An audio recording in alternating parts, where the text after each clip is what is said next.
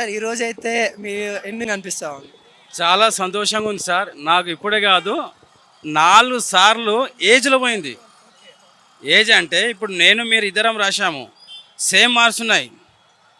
Same marks ఉంటే date of birth ఎక్కువ ఎవరికి ఉందో వాళ్ళకు ఉద్యోగం పోయింది. ఎన్నిసార్లు? 4 సార్లు. ఇప్పుడు నేను జనరల్ జైలు రాశాను, పీజీటీ హిందీ రాశాను, టీజీటీ హిందీ రాశాను, టీజీటీ సోషల్ రాశాను. ఈ 4ట్లో 3 పోస్టులు నాకు వచ్చినాయి, 3 వస్తాయి. జనరల్ జైలు కూడా నాకు వస్తుంది, ఎందుకైతే నేను మార్క్స్ చూసుకున్నాను. కాకపోతే ఫైనల్కి ఇంకా రాలే. ఫైనల్కి వస్తే భవిష్యత్తు మధ్య నాకు జనరల్ జైల్లో గజెటెడ్ ఆఫీసర్ ఉద్యోగం నాకు వస్తుందని హామీ ఓపిక ఉంది, వస్తుంది. గత ప్రభుత్వాన్ని పోల్చుకుంటే నేను గత 2 సంవత్సరాల్లో ఇది ఇల్లు అంతా వదిలిపెట్టేసి గ్రూప్ 1కు ప్రిపేర్ అయ్యాను. గ్రూప్ 1 ప్రిపేర్ అయితే క్వశ్చన్ పేపర్ అయితే ఎప్పుడైతే లీకేజ్ అయిపోయిందో అప్పుడు మాకు ఎట్టయినా అంటే నీళ్ళ నుంచి చేప బయటకు వస్తే ఎట్లా కొట్టుకుంటుందో అట్లా కొట్టుకున్నాం.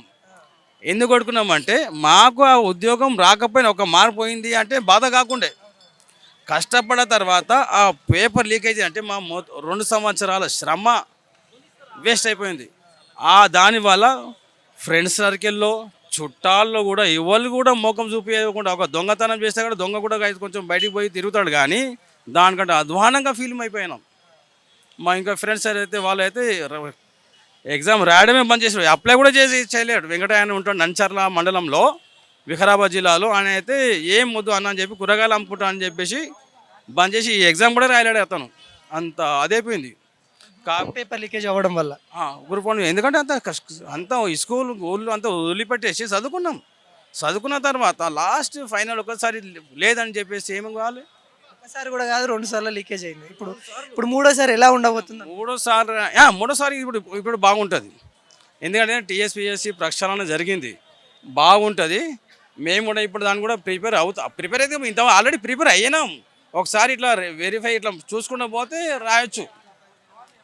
ఇప్పుడైతే మీకైతే జాబ్ వచ్చింది, కానీ ఇప్పుడు గ్రూప్ 1 పట్టుకొని ఉన్న వాళ్ళు చాలా మంది ఉన్నారు. వాళ్ళకి ఏం చెప్పదలుచుకున్నారు? ఇప్పుడు గ్రూప్ 1 వచ్చిన వాళ్ళు, ఈ జాబ్ కూడా వచ్చిన వాళ్ళు గ్రూప్ 1కు చదవండి, మంచి పోస్ట్ ఉంది.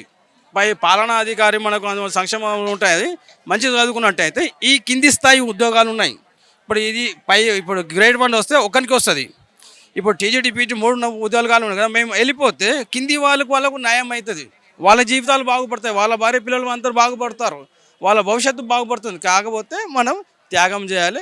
గవర్నమెంట్ కూడా ఏం చేస్తుంది, రేవంత్ రెడ్డి ముఖ్యమంత్రి గారు ఎక్కువైతే 2-3 ఉద్యోగాలు వచ్చాయో వాళ్ళు కూడా సెకండ్ ఫేజ్లో ఇస్తానని హామీ ఇస్తాడు, అది నమ్మకం ఉంది.